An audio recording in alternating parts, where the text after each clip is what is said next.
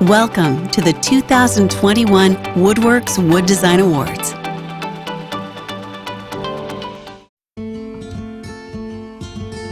Surrounded by land reclaimed from a demolished concrete parking lot, the 330-foot-long Jones Beach Energy and Nature Center houses offices and classrooms, while a continuous exhibition space flows from gallery to gallery, spilling out onto a shaded canopy and amphitheater.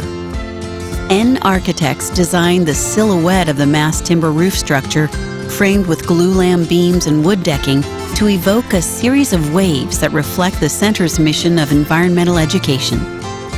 Timber piles form a pier-like deck surrounding the center, addressing the constraints of the building's location on a floodplain and connecting it to the coastal context.